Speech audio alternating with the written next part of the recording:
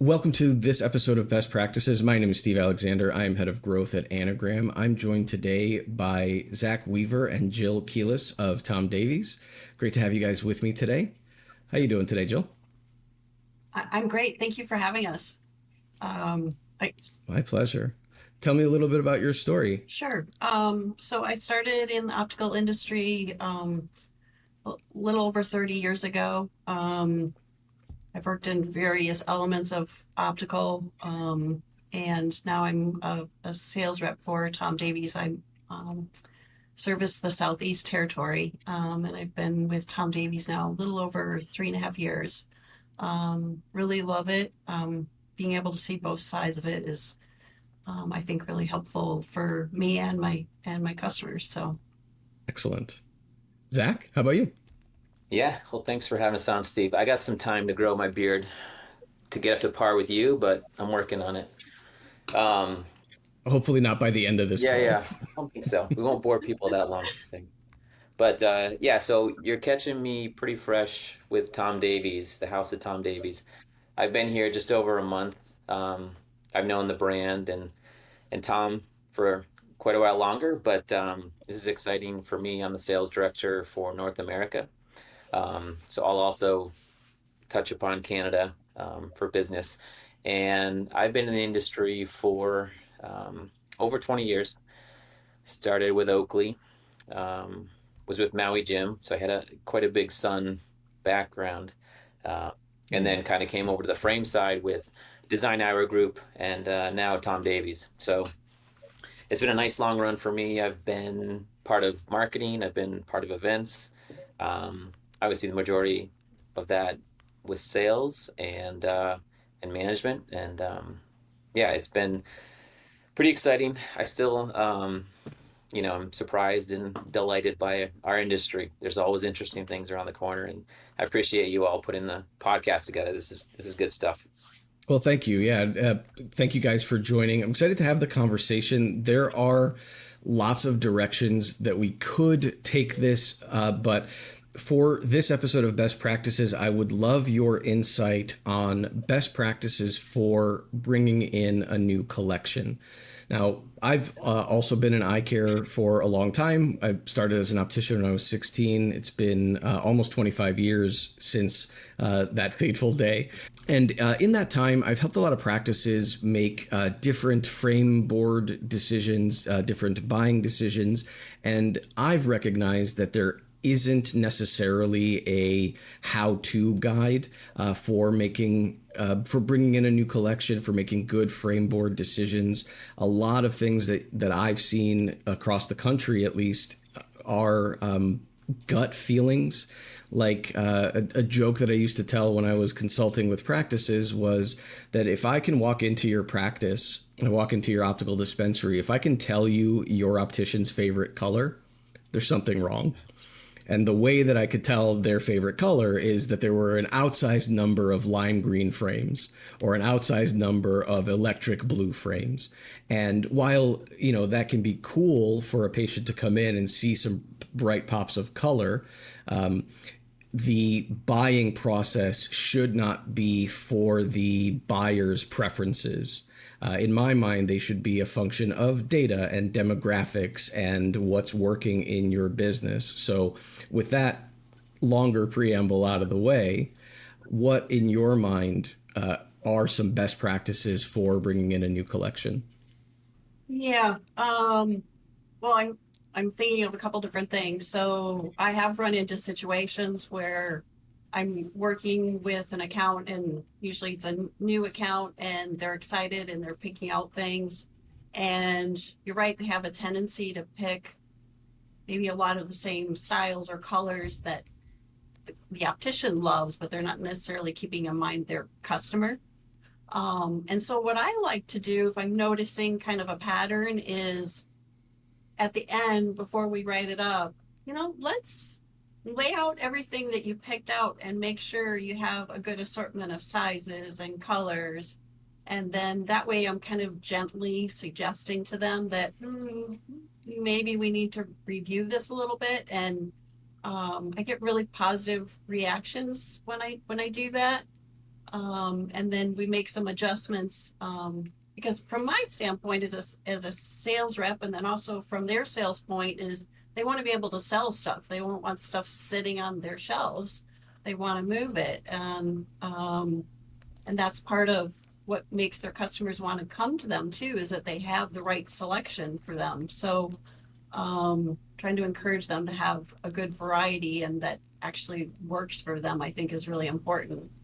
And I would do this practice before I became a rep for Tom Davies, I managed 5 offices for an ophthalmology clinic. And when I had new buyers on my team, we would follow this practice as well. Okay, let's look at what you picked out and lay it out before we write it up. Does it make sense? What do you have on your board now? Does this add, something positive, or are we just repeating ourselves? So Well, so I think that very useful from your perspectives with the experience that you have as frame reps and how you help buyers make hopefully better decisions.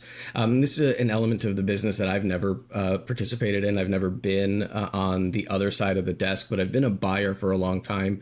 And I imagine as a buyer, I was a huge pain in the ass to every rep that I worked with because I was exclusively data driven. So like, it's cool that you have this new frame, but if it doesn't fit the demographic niche that I need, I'm not going to waste my board space on it. So now I was really driven by numbers and spaces and making sure that everything that I brought in addressed a gap if I had one, or created an alternative for something that was already being addressed. An example, if I'm looking to fit, if I don't have enough of petite women's frames on my board, or I have enough, but they're all in the same price point, or I have enough, but they're all in the same price point, all in the same style. Like, I have a variety of petite women's frames that somebody could choose from, but what I didn't do is give them clear ways to make decisions. So if somebody's choosing between 3 plastic petite women's frames that are, 3 black plastic frames that are about the same size and the same kind of brand and the same level of product, how do they make a good decision? And in my experience, whatever decision they make, they are much more likely to have buyer's remorse because they could just as well have selected another one.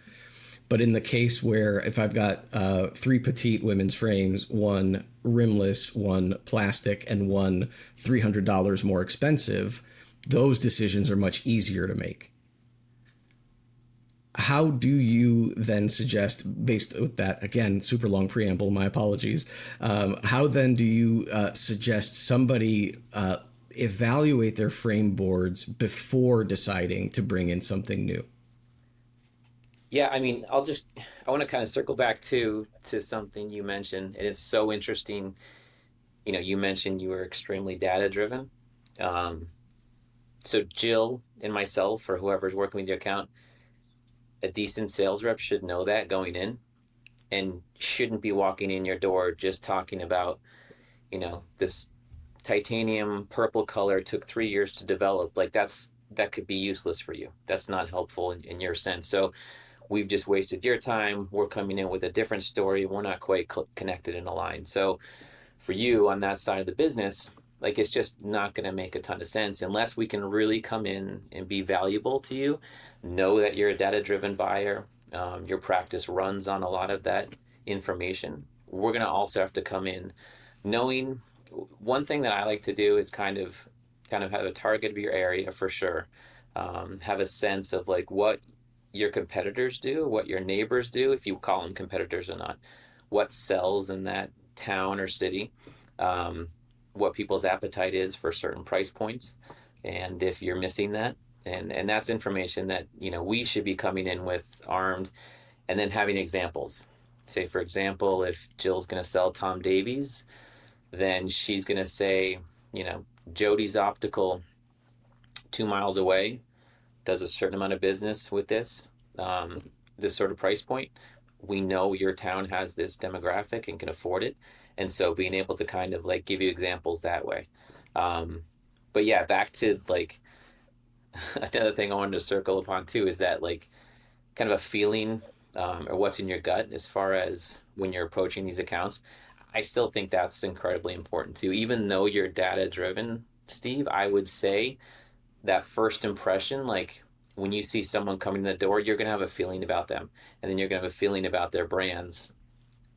Also, the data is going to be very, important for you, but you want to be able to like, have a good sense and a feeling with what you're dealing with and who you're dealing with when they're walking in your door as well. And I don't know if that answers the question directly. I just want to hit upon that because I know for Jill and I, um, we have to be on our game every time we step in a door. Like there's no doom and gloom bad days in our business because we have to be like certain presentation, certain energy level, certain knowledge level for us to have these even starter conversations. This is almost before we start talking about data, before we start saying like you're missing this price point, here's a suggestion here, more heavy towards men's, you're maybe a little light over here. So even before we have those conversations, like it's our job and our role to really know how to get your attention in that sense and then present that feeling.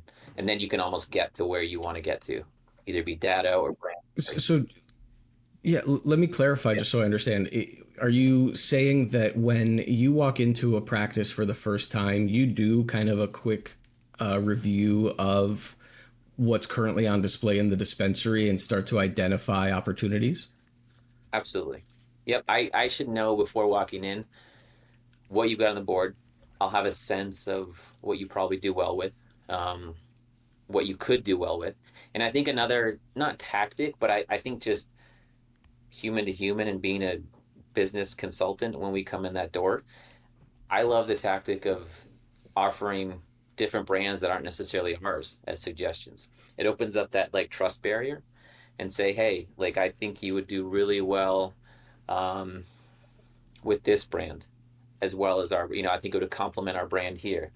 You have petites. Have you thought about, this brand does really great petite, you don't want to call them petite men's, but like smaller eye size men's. And it just opens up that door of like, we're not all about us. Like we're here to kind of help your practice and it really helps in that sense too. So you may be surprised, Steve, but the best reps out there should know that. They shouldn't just be walking in being like, hey, I carry Oliver Peoples. Like you should want to do business with me. That's I think that kind of thought and tactic. And back to my days at Oakley, we're past that. Like there was a time where, and kind of when I started with Oakley, when people wanted Oakley, they wanted Oakley. They didn't care if a monkey walked in with a suitcase and had Oakley frames. Like they'd buy it. But now it's like there are so many options that you better know who you're working with, and be able to get along with them and make sure they know what they're doing too, like for information.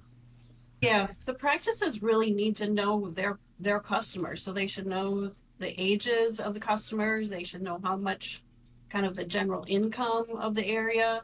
And then they should be really honest about looking at their frame boards and uh, not having a lot of repetition. Oh, that's a hard word to say. Um, I think so many offices copy what the person next door was doing, and they're not making their shop look unique and different and offering something that's special. They just went with all the same, well-known brands that the person next door went with. And when I worked in an office, we would actually create a spreadsheet and we would designate number of board spaces, and we'd break them down by price point, male, female, unisex, kids. Um, every practice should be more heavy on ladies versus men. Let's face it, women buy more glasses than men, and women are going to be more likely to buy multiple pairs. And then, 5 to 10% should be kids. Um,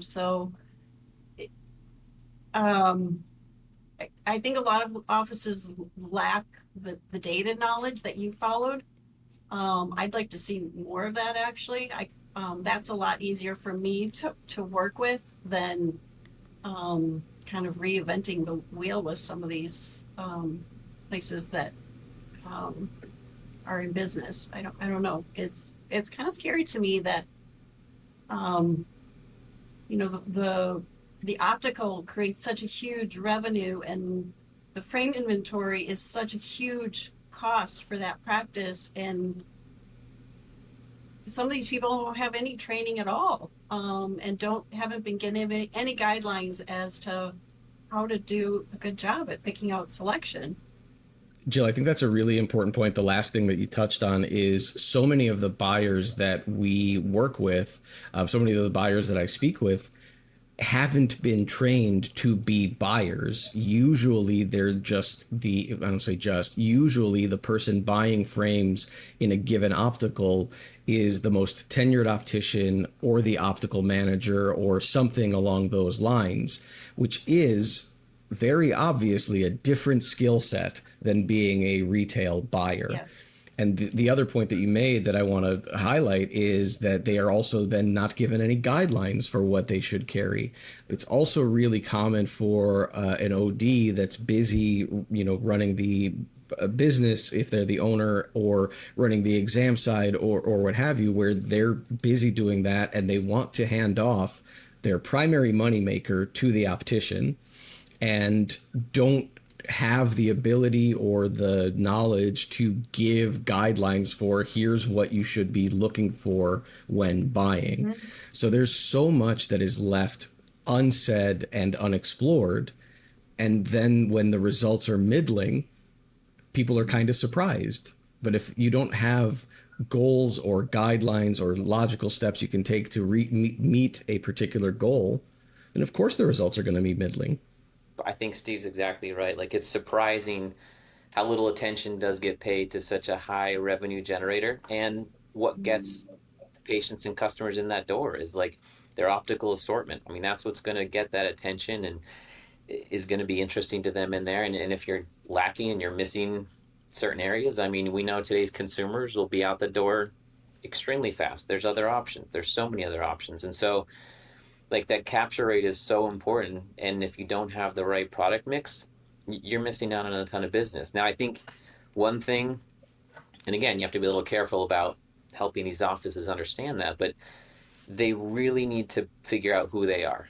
And so I think what we do really well on our side, the brand frame side, is we kind of define our product, who we are, and who we look to sell to, like who our demographics are. For example, Tom Davies, we don't sell in the budget realm. We don't sell readers, so just for example, we sell luxury, we do bespoke, we do beautiful frames made in England. It's a very unique story, and it's a very certain customer that we deal with, and we're not looking to open up every optical practice in the US. It just wouldn't make sense. So, but these optical practices, they should know if they're a high-end boutique. They should know if they're going to service a lower price point demographic. They should know if they're going to be kid heavy. They should also, but they should know the data too. Like, for example, typically successful offices are carrying about 20% to 25% inventory of sunglasses. And I can't tell you how many offices you walk into, and it's just like they've maybe got 10 pairs of sunglasses in there, 2% of their inventory. And it's just like stunning. I was like, you realize how much business is just out that door just because you're unaware, like you're not even really addressing it and thinking about it. So there's a lot of factors for that, for sure. And I think us being able to speak to a few here and there when we walk in is super helpful and valuable, but we've got to do it in a way that's not confrontational, but just in a helpful business consultant type of way. I think if you approach it from a partnership standpoint, that certainly lends itself to longer term relationships, which I think is what you're looking for. But on both sides of this conversation, both as a buyer and as the frame company, the vendor partner. Right. And I think too that when you talk about the sunglass aspect and having such a small portion of that on their frame boards, and you'll ask why they have so few, and they say, oh, well, we don't sell any, so we can't justify having them on our boards. Well, you don't have enough to even be worthwhile for them to even look. And also the optician needs to be able to talk to the customer about their needs, and finding out their lifestyle and, you know, truly helping them with every aspect of their vision and protecting their eyes. So, yeah, they Yeah. can really lose on profit and customers if they don't have the right assortment.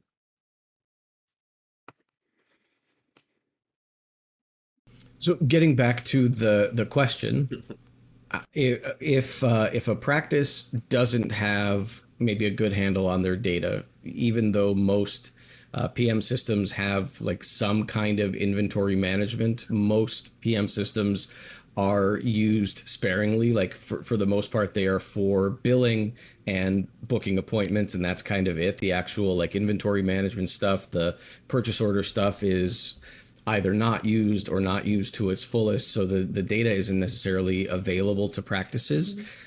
Let's assume that a practice doesn't have the data available to them. How does somebody make inventory management and understanding a project enough where they can have at least a manual count understanding of where they're at and start to plan for next steps? Well, one simple thing that they could do is, most shops will put a tag on the frame. And so when they sell the frame, save the tag. That would be a real easy kind of manual way that they could see where their best sellers are. And I think it's a lot of practices where they lack in recognizing where their best sellers are, is they're not reordering on a regular basis. They're waiting for their rep to come in. And so that can skew their data as well. If they're not, they could potentially sell a style 3-4 times or more before their rep comes in. Whereas if they wait, they might not get the true picture of what their customers like and appreciate. I think too, listening to your customers and what they're requesting and what they want is huge data as well. That's beneficial. Gosh, what would you add to that, Zach? I mean, in my head, it just goes too. If you kind of have a sense of, we talked a little bit about thinking about best practices. One of them would be looking at how they merchandise their store.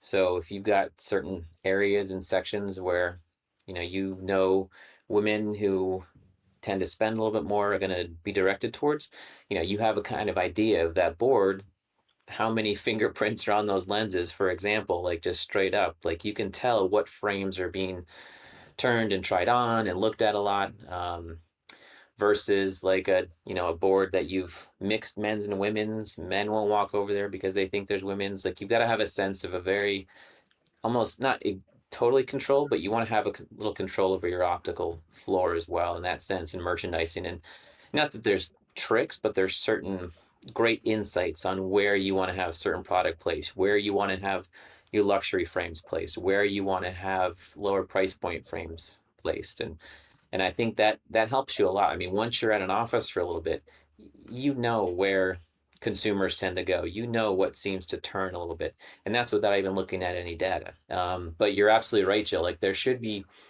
that sense of, and we've tried it from a brand standpoint a few times. It's tough because they carry, possibly 20, 25, 30 different brands. And so to do that for each individual brand, it can be difficult. I think they've got to have almost their own categories, women's, like what turns, and then spreadsheets, and be able to, the most efficient practices were ones where reps didn't have to go in every 3 to 5 months and look what sold.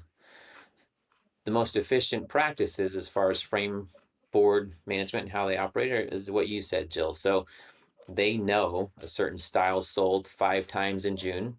That gets reordered every time it sells. If it's like either that day or at the end of the week, they just reorder that, they reorder that. So when a rep comes in, they're like, oh, you don't need many frames. But in a sense, that frame sold 5 times in June, they've reordered it. You have that data, you have that information, and that's a great visit. Then you can talk a little bit more business versus like what's missing. Let's focus on like what's missing, what to plug holes with. Because I almost feel like, we're at a time, there's so much data available. These offices should be able to rely on that a little bit more versus relying on a rep to come service them and come in every 3 to 5 months and say like, oh, time for a cleanup. Like the only cleanup that should happen is if frames tend to go out of stock, or if they're on back order, or if they're discontinued. Sure, we'll work on swapping that out. There's always new releases, what's coming. Potentially, a new brand gets introduced if there's space. Things like that versus the cleanup. So I don't know, on your side, Steve, like the data and information, like what you've seen, if some accounts have their own operating software for that, or there's still so many are going brand by brand and trying to figure that out too. When I was in practice, I was using OfficeMate a million years ago, and they had just introduced their inventory management. So I tried to make it work. I think I was able to import frames data information at the time, and it was useful. But what I also started to do when I was managing my own optical was static frame board management. I wouldn't sell off the board. If I brought in a collection, I would keep that collection up there and order a new frame to be delivered to the lab as they sold. Because to your point, Jill, if I bring in a brand new collection of 36 pieces and I sell what is going to be my best seller on day one, then I can't sell it again until I get it back. And even if I reorder it right away and take that one off of the shelf, even if I reorder it right away, it's going to be a few days before I have it again. And who knows how many times I could have sold it between the time that I sold it the first time and the time that it was on my frame boards again. And like, this is just something that I picked up tactically because it happened enough times where I sold a frame, it was in a tray, and then a patient came in who would also like that frame. Mm-hmm. So before I sent it away, I was just like, here, try this on. They'd buy it. I'm like, oh, well, I should probably just always have this frame available. And by managing my frame boards that way, I always knew what my winners were, because those are the ones that I reordered a bunch. The ones that I didn't reorder or reordered occasionally, they might stay, they might go. They weren't paying their rent, as it were. Right. So I always thought once I got to this point, I thought of my frame boards as like a condo. Right. If the frame boards were in a spot and they were either paying to stay there or they weren't. And in my head, if they weren't, they were gone. And as long as they were, I would eventually expand that collection. So if there was a particular frame that sold really well in black, sold over and over and over again in black, and it also came in brown, if it kept selling in black, I'd bring it in brown pretty quickly.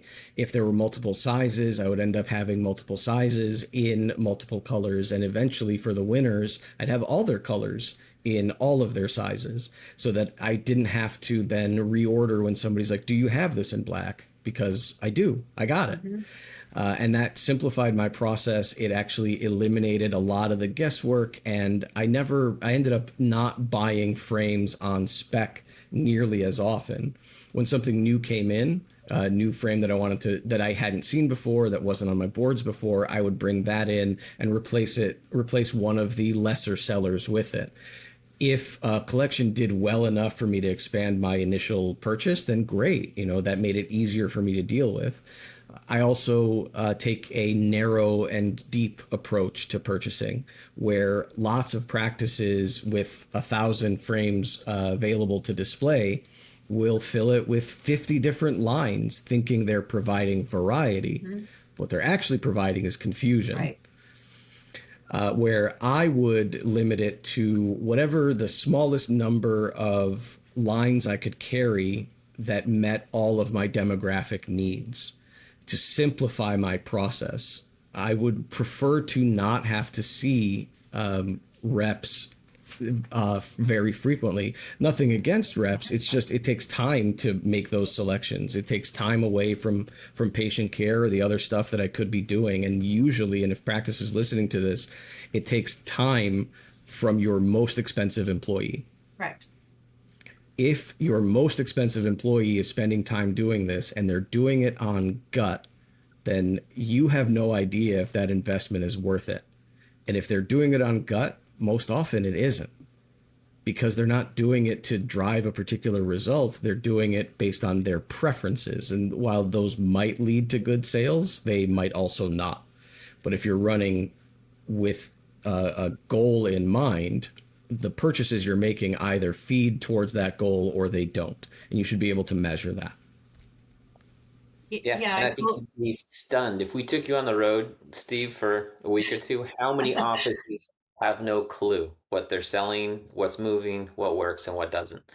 And you know, to some brands advantages, to some others, but it's like it's just stunning how few offices really grasp the data behind that, what's working. every There was year when I worked in a clinic, we would run reports to see kind of what our top sellers were. And prior to kind of sharing the information, I would say, you know, what do you guys think are your best sellers? And, you know, why do you think that is? And it was surprising how often they were wrong. So having the data really helped. And, you know, there were times where it was difficult for opticians to accept that because it was their favorite, but they weren't keeping in mind who their customer was. Yeah, and that goes back to the conversation we were having earlier, right? My preferences are not data, right? They don't have there's not a relationship between what I like and what actually sells, or I mean, generally speaking. Although I will say this is going to sound a bit like a contradiction, that your opticians do have to like what you bring in. Yes. If you bring in a collection, so if if I put my optical manager hat on and I've got, let's say, 5 opticians that work in this office, if I bring in a collection that I like, but I don't get buy-in from the rest of the team, you guys know what's going to happen, right? That I'll sell it the few times that I'm talking to patients, but that's it. I cannot overstate how valuable getting buy-in from the rest of the team is when you're bringing in something new. And I also can't overstate how frustrating it's going to be if you bring something in without getting buy-in. Totally agree. I think that your team should be part of that decision process, and I think that Optical should meet with a couple different brands, maybe 2, 3 brands that fit the niche that they need, and decide as a team which one they think makes the most sense. I mean, it's great if Yeah, I walk in and they want to open an account with me right away, and you know, it goes, you know, but that also makes me a little bit nervous. Like, why are they making this decision so quickly? I don't know. yeah. Some of the best buying experiences so I've had over the years, and I think Jill can attest to this too. I mean, one, just to be able to capture when an entire office, or it feels like the entire office, comes to a show or an event, and there's 5 staff people, and they're all gathered around. They want to hear about the brand, they want to hear about the history and what's working, what's new, and then they all kind of like have this osmosis where they all feel like a certain feeling toward the brand, and they bring it back in the office together. And so they're all kind of accountable that way. The second best, when you can't have shows every month, would be if you're in an office and you're doing a lunch for the office, you're doing an off hours like training / buying event where you do have the attention of more than just one person's eyeballs. They can all kind of ask their questions, get out their feelings, have their gut reactions, and then but they end up like either on the same page or it's a no-go. But I think that's the 2 most valuable buying experiences that I can attest for. I mean, you can't replicate that everywhere, but you know, that's kind of what we strive for, where we try and have our best connections with our accounts.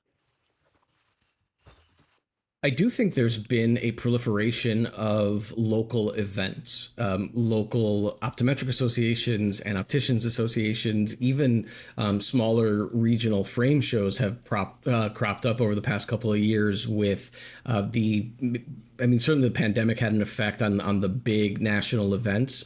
So there's been a big uptick in the number of events that you can get to with a short drive for a lot of practices. So I do think anybody listening to this, if you can afford to give your team a day to go to those things and look at frames that they may not see otherwise, but also subscribe to trade magazines. Envision Magazine is a great opportunity. They highlight fashion and function and style and new releases regularly and things that people can get excited about. You know, there's everyone on this call has been in the industry for a long time. We've all seen, lots of changes, but what hasn't changed is we are a service industry that really makes an impact on people's lives. Patients, the way they see the world, the way they experience things are improved by the things that we get to do. But there's also a fashion component of what we do. There's also a function component of what we do. So if you want to look really cool and you've got a great pair of colored plastic frames that you love, that people give you compliments, like, your life is different, actually, materially different than it was before you got that frame. Mm-hmm. If you've never had prescription sunglasses, when you get prescription sunglasses, again, your life is materially different. You have a thing that you can use when you're outside that makes you more comfortable, that makes it easier for you to see clearly. In some cases, it'll improve your golf game even. You know, there are things that can happen based on the stuff that we dispense that make an impact on our customers' lives. And, there is necessary knowledge from the people making these decisions before the patients even come in to facilitate stuff like that. And I think that's often missed. And, we've kind of danced around this idea, and I understand the position that you guys are in, where you don't want to say that there is a lot of guesswork in frame buying, but I can say it. There's a lot of guesswork in buying. There's too much guesswork in buying. There are numbers that you can look at and identify to then make clearer decisions that are more likely to succeed. For example, and Jill, your breakdown of demographics, I think, is spot on, right? You know that women need more variety than men do.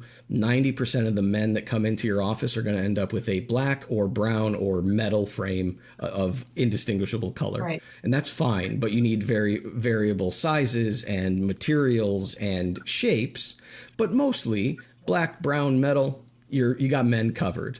Have something cool. Like, personally, not sponsored at all, but I really love Ovo. Ovo is a great collection to display specifically for men. Like, everybody can benefit from highly durable, flexible frame materials. But when a man comes in and sees a 45-pound weight hanging off a frame, they get really excited. It is like a magnet. And that kind of thing works really, really well. So understanding your demographics and bringing in collections that address that. Another example that I draw, and I think they're all licensed under Luxottica now, but like Kate Spade and Coach had a lot of overlap in style, and they had a slight difference in price point. Mm-hmm.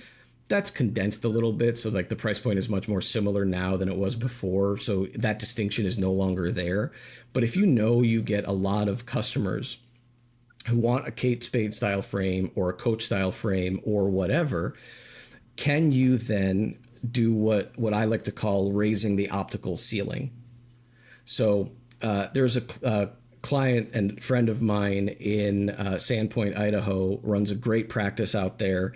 And I was doing some consulting years ago, and their most expensive frame when we were having this conversation was, I think it topped out at like $320 or something.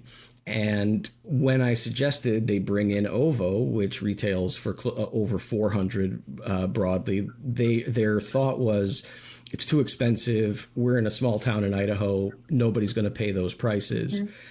And after a bit of conversation, they brought it in, and it became not only their top selling collection, because in their community, lots of people who work out, on farms and need something really durable and light. But it actually became the best selling Ovo location in that region. Wow. And what they then learned was, if you've got the right product and the right fit and the right method of displaying it to your customers, then your assumptions can change. Like the literal math of what you can do can change. And after that was successful, then they brought in Etnia Barcelona, and then they brought in, I think, Lindbergh. And the fundamental selection process that was there for decades is now different because they proved to themselves more than anything else that they could sell a more expensive product. And to be clear, I'm not advocating that everybody should be selling the most expensive stuff. What I'm advocating for is understanding who your demographic is, just like you guys have been, Right. understanding who your demographic is and the best way to optimize those demographics. Optimize meaning make it easy for them to make decisions and make it easy for them to get a thing at your practice that they can't get at LensCrafters or Target. And not a shot at those either, right? But they're big corporate locations that buy on a corporate level. They don't really buy for Sandpoint, Idaho, but you do, Right. or you should. Yeah, so I think that I like what you said about that we make people's lives better because I totally agree with that. I'm also an ABO speaker and I have courses that touch base on that, and one of them is on color theory and how people really should have an eyewear wardrobe. Um, to me, it makes no sense that people wouldn't have several pairs of glasses. There's great lenses out there that help make people's lives easier, better, funner, more enjoyable. And then why not have a frame that displays your personality, your style? And too many people are shy away from investing in that, yet they'll have several handbags, they'll have several pairs of shoes. The amount of money that people spend on cosmetics, skincare products, things for their hair is insane, but yet somehow the most important fashion accessory that they wear on their face that visibly is the first thing everybody sees and also makes their lives so much easier is suddenly they only think they need one pair and maybe possibly a pair of sunglasses if it makes no sense to me. And I would argue that adding some colored frames in for men, like navy is a really easy color for men to wear. At a distance, it looks black, and then as somebody gets close to them and gets in their personal space, they're like, oh, they have a navy blue frame on. It's not too crazy and kind of makes the experience a little bit more fun and makes that person look unique and different. And there's other colors too that men could wear. But navy's a really easy one to introduce. And Yeah. everyone should have multiple pairs of glasses. And maybe it's that they need to look at, investing in more of a value collection to be able to do that. And I don't think there's anything wrong with that. I think it's more important that they satisfy all of the visual needs that are important to their lifestyle. Yeah, and I think Steve, back to your initial talk about being data driven, you want to be careful. Like you mentioned, men are going to be wearing black and tortoise and a metal. The one thing that doesn't really show up in that data, to Jill's point, you'd be surprised at how many men are wearing blue. I've seen, you know, bottle green work on men more than I've ever seen. It's just interesting that that's the leap that is difficult because it's tough to explain to the owner, the practice owner, the doctor, say like, look, we need to branch out and do something really interesting and different. And like, well, that doesn't really sell. However, it's the attention you're missing. It gets people the dreaming a little bit and thinking like, oh, glasses, I guess, can be a little more than just black and brown and just, a piece of medical equipment that I wear. And so that's kind of like our job. And Jill's saying it blows our mind that it's still people will spend thousands on shoes and bags, and yet they'll want the cheapest frame they can find. It's crazy. So it's a challenge for us, and we speak to that. And I think we deal with a pretty unique brand that's very colorful, that's very technically made. It's got a story behind it, but a lot of times offices are scared because of the price point. But to your point on OVO, and that's also a challenge for us too, if we talk a little bit more branding coming up. But I think when you think about what OVO did, they did a lot of the work for those optical practices by putting that metal on the display with the frame. Brilliant. They don't have to explain it. You walk Absolutely. in, oh, that's a strong frame. You get it. You don't need to be sold on it. Um, Right. and same with, a couple other brands do a great job with branding and displays, and for sure, that's where you want to rely on um, reps coming in and talking about what works, merchandising, brands, what can you offer that gets attention and help us tell a story, because it's tough to tell 30 different stories when you walk in that practice and remember everything that someone's doing. Yeah, yeah, and actually, to that point, I think unreasonable to expect your opticians to know 50 frame stories Yeah. well, right? It is there just isn't the space in somebody's brain to remember that all the time, and it ends up muddying the waters, which again is why I have personally more of a narrow and deep philosophy, because I can know everything about 20 collections. Mm-hmm. Just like I as an optician will know everything I need to know about 20 kinds of lenses. There's analogous conversation that you have with opticians when, I was beginning to consult with them, and I would ask, which progressives do you tend to fit? And a common response that I get from opticians, well, it depends on the prescription. I'm like, I know, but there are like 3 that you go between, right? You're not picking from all 170 progressives that you could order. Nope. So which ones do you fit?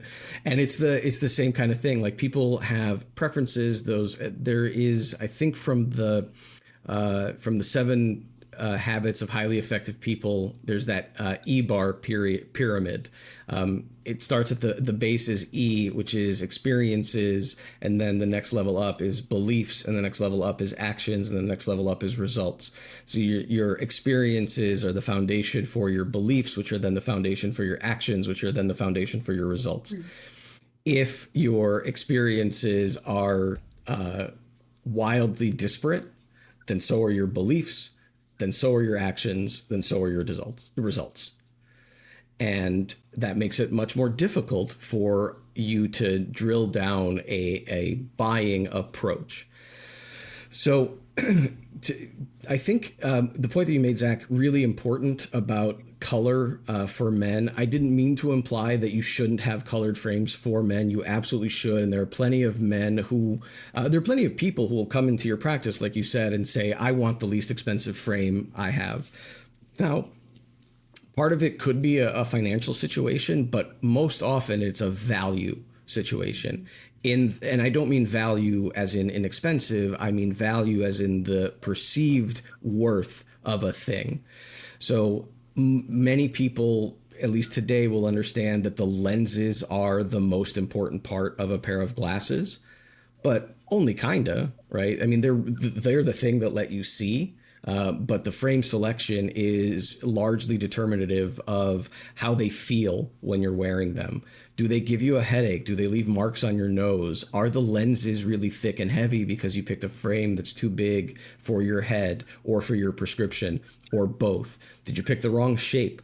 All of those aesthetic things have an impact on how the patient feels about your practice. And incidentally, everybody who works there. Mm-hmm. If a patient has a great exam and ends up with a bad pair of glasses, patient's not going to make that distinction. They're not going to say the exam was great, but the glasses were bad. They're in their head, everything was bad. And for better or worse, they're not wrong, because the end result, like the thing that they're left with, they don't like. So if we asked a sincere question, did we do a good job? The answer in that circumstance is no. So I think broadly, the topic that we're discussing here is, when you're thinking about a new collection, it has to fit it should fit a gap of some kind. You shouldn't just bring in a collection because you like it. You should bring in a collection because you like it and it fits a demographic that is currently underserved, or it gives an underserved demographic more options, or it gives a well-served demographic more options or a better mechanism to make a decision. I think the idea that you can just make it work is unfounded. Use data, use your experiences, use your partners to make a good decision. Because I think if somebody came to my office and said, "Hey, Steve, I notice you've got, this great collection. And I notice you've got, lots of black plastic and lots of brown plastic, and you've got some rimless. But what are you doing for those folks that need a really durable frame?" If a rep came in and asked me that question, I probably be taken aback and be like, that's a good point. What am I doing? What do you got? Mm-hmm. You know, but in order for that conversation to happen, I, as the buyer, as the person running the optical, I have to understand what I have, who I'm serving, and where my gaps are.